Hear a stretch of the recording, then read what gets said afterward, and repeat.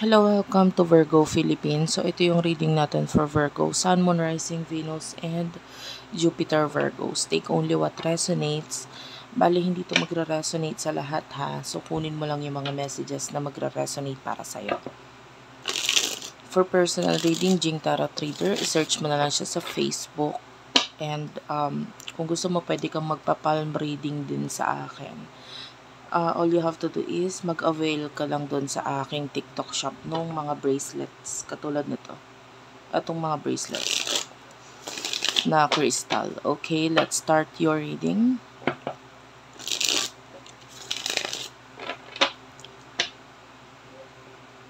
This is for the sign of Virgo, Sun, Moon, Rising, Venus, Jupiter, Virgos.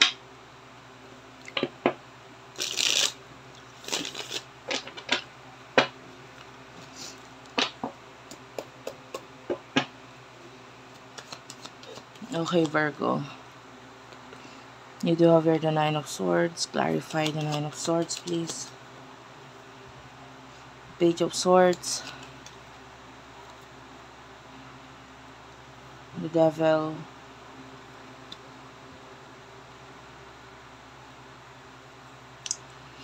Ace of Pentacles and the Hanged Man. Bottom of the deck is the Five of Pentacles. Okay. So, nakakakita tayo dito ng mga maybe new beginnings para sa'yo. And, pwedeng itong new beginnings na to, hindi mo to masyadong naplano or hindi mo to pinag-isipan mabuti.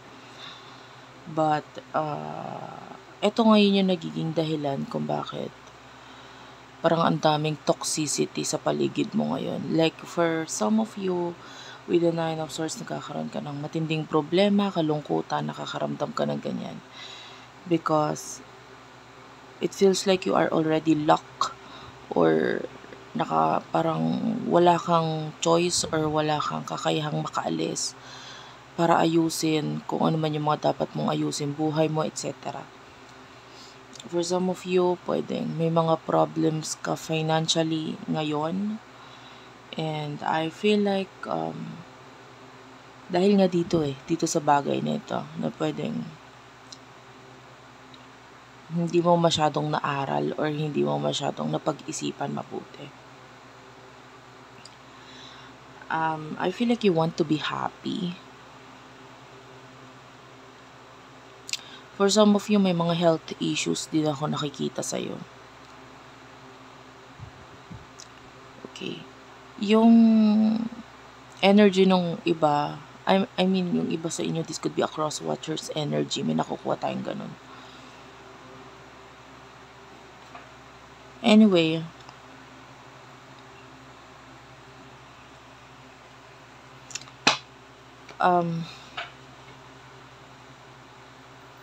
I feel like yung priority mo ngayon is kung ano man na tong bagay na sinimulan mo. Maybe may kinalaman sa career or home.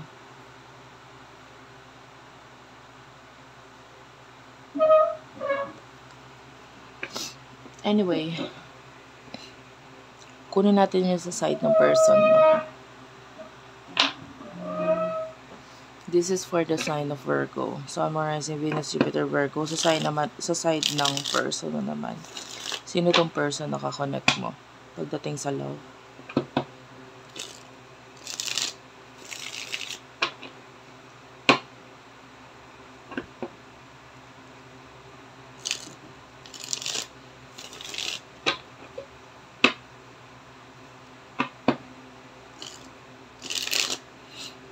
Yung iba sa inyo pwedeng may kinalaman sa child or something na mas bata sa'yo yung nagiging main problem mo ngayon.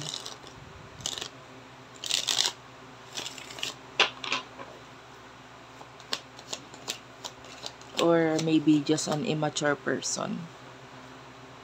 King of Pentacles, Ace of Wands, the Hierophant. One more card. Three of Cups, Death and rebirth at the bottom of the deck.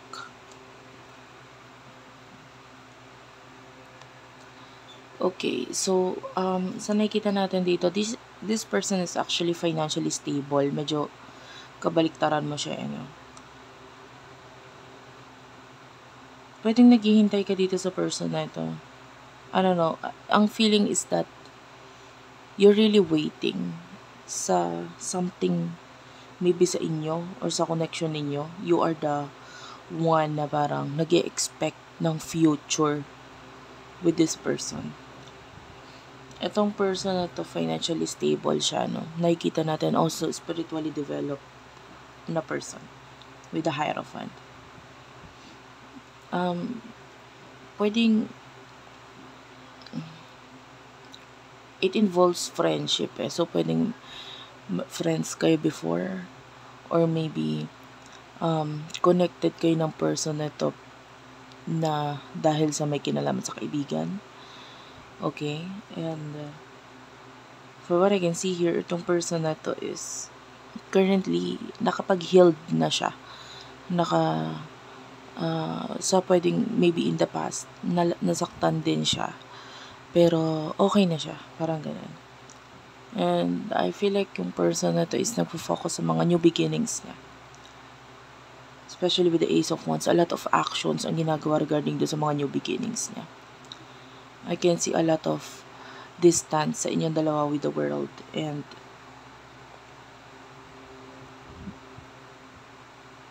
yeah, sa ngayon ang focus ng person na to is to,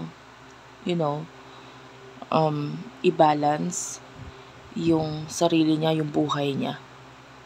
Okay? Maybe nagagawa siya ng changes na tingin niya makakabuti, magiging healthy para sa kanya, sa health niya, etc. So,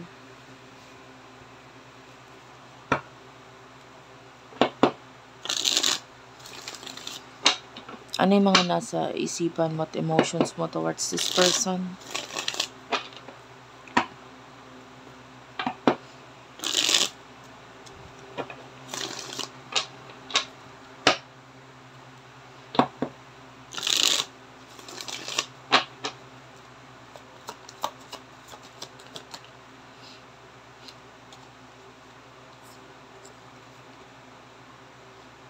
Three of Pentacles, Ten of Swords, Ace of Wands,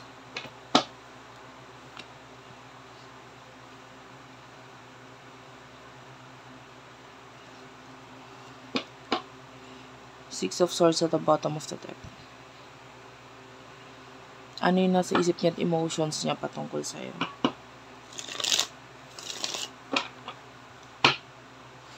For the sign of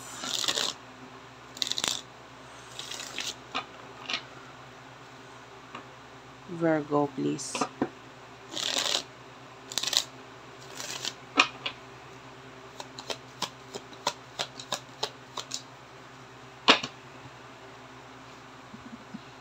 Two of Wands, Queen of Swords, Wheel of Fortune or the Wheel. Bottom of the deck is the Strength card.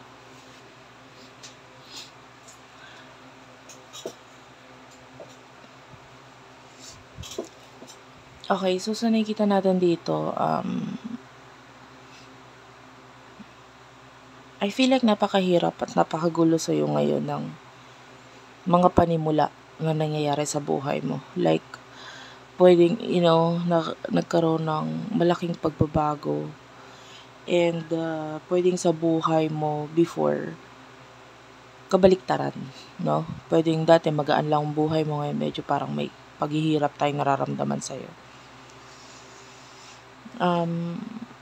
I feel like ang nasa isip mo ngayon is nagkakaroon ng growth yung person na ito pagdating sa kanyang home, might be, or sa kanyang finances, career. Medyo ito nakikita mo, parang okay naman na siya, and pwede nakikita mo yung pagle-level up or growth nga sa kanya mismo. I feel like nasasaktan ka kasi hindi ka makagawa ng actions, like hindi ka makapag-take ng risk ngayon, you are trapped, you are currently in a situation na parang hindi mo ginusto, pero hindi ka makaalis.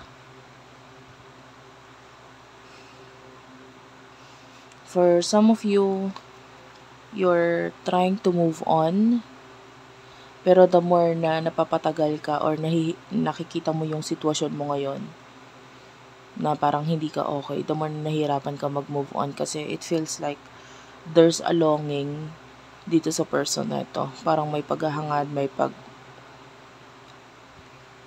parang yung paghahanap nandun. Parang sana nandito ka, sana tayo. Parang ganun. Ang person na ito, with the Two of Wands, may mga plan talaga siyang ginagawa ngayon. Pinag-iisipan, marami siyang gustong mangyari sa buhay niya.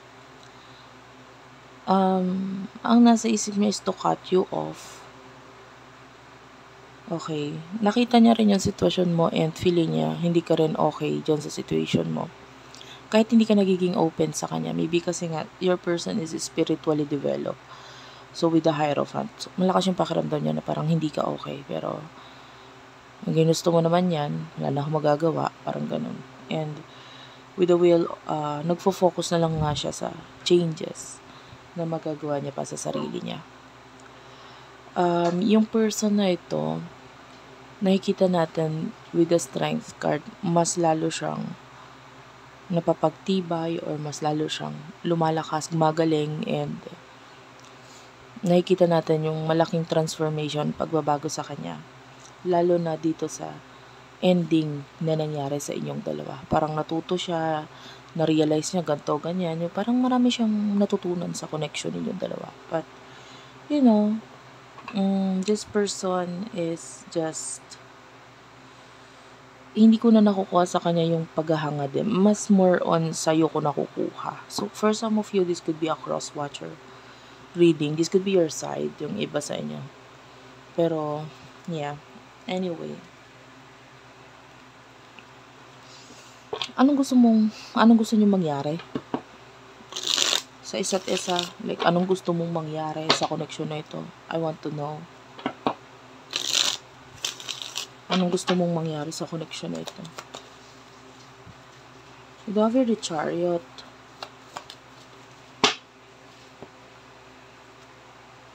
Queen of Cups.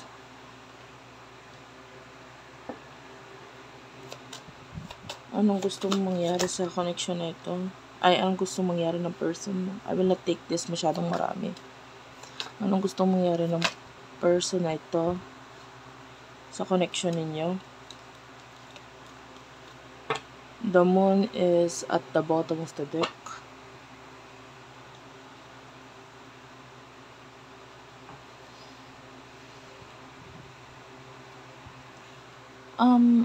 Actually sa'yo, nakikita natin, I feel like you want to get out sa isang situation. Yeah. But for some of you, you do have choice or path na parang hindi mo alam kung saan ka pupunta. Pero, gusto mong pumunta ngayon or mapunta, pwede, no? Sa sitwasyon or sa taong alam mong mamahalin mo at mamahalin ka. Because might be, kung nasaan ka ngayon, hindi mo nararamdaman yung love, hindi mo nararamdaman yung appreciation, hindi mo nararamdaman yung more on pagtitiis, yun nakikita natin. So, maybe, kung ikaw ay nasa isang relationship na you are not happy sa relationship ninyo. And then, yeah, laging may pagdidikta na ginagawa sa'yo. And you don't like that. Ayaw mo yun. Pagdating sa side ng person mo, ang gusto niya mangyari is, I feel like for you to reach out. Parang gusto niya mag-reach out ka sa kanya.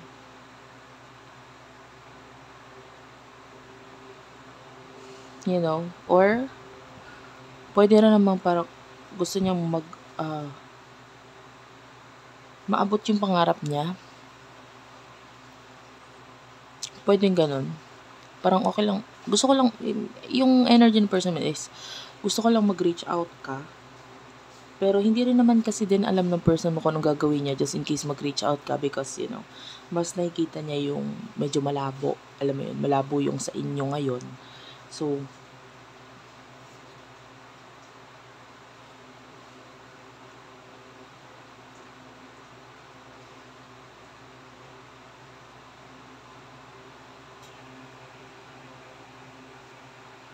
could be dealing with your soulmate. There's this, the moon and the high priestess here. So, this could be a soulmate connection. Pero yung person na ito, although spiritually developed siya na tao, parang wala na muna siyang pakialam ngayon sa soulmate na yun. Parang you know what I mean. Mas nakatingin siya muna ngayon sa realidad ng buhay. And lalo na doon sa new beginnings niya. So, what will happen in the near future for you? Four of Wands is here, the Tower.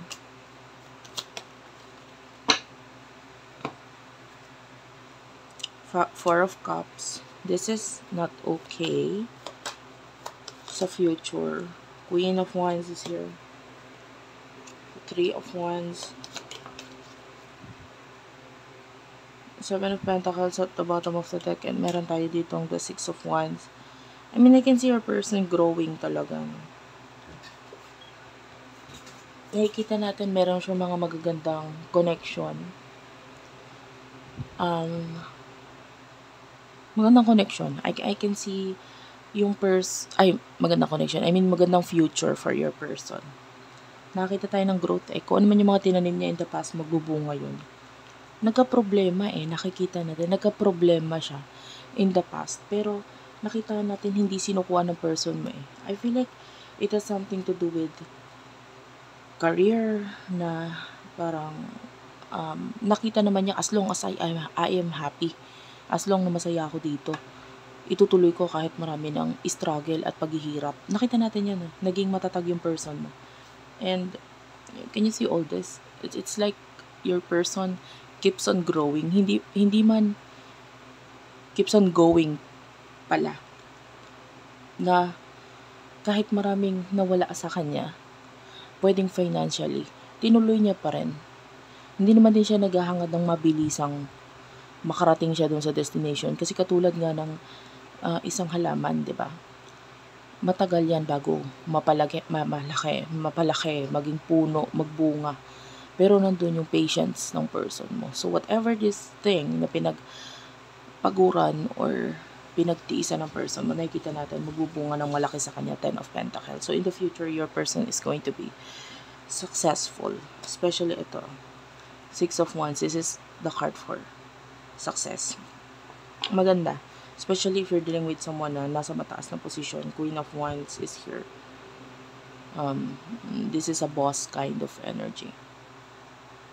On the other hand, pagdating sa'yo, there's a lot of struggle namin bayarin.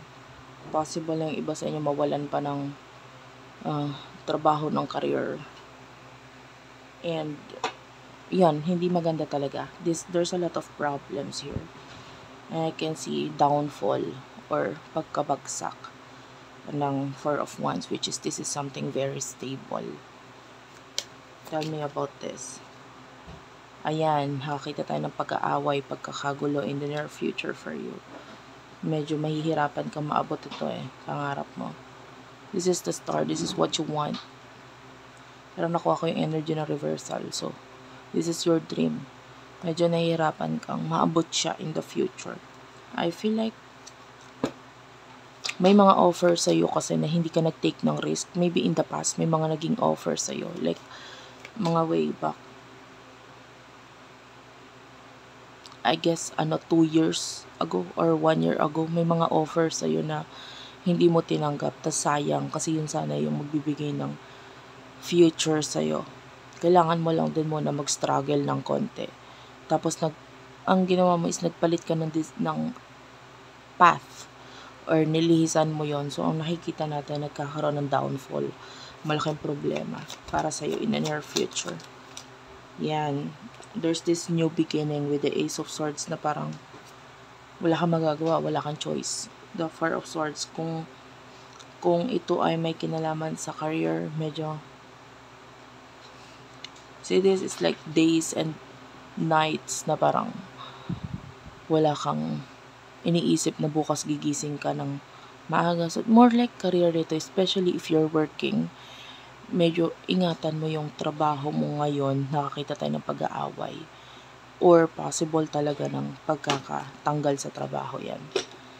You have to be careful. On the other hand, itong person mo, nakikitaan kasi natin yung person mo ng energy ng boss kind of energy eh. So, what is the advice here for the sign of Virgo? Well, the advice for you is, you have here the Two of Cups and the Nine of Cups.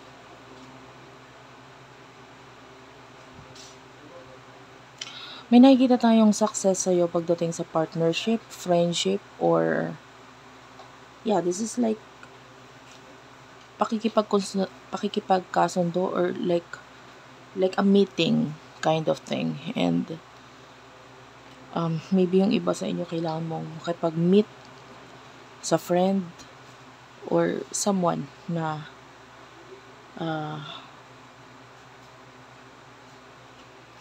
pwede kasing ito yung magbigay ng tulong sa'yo.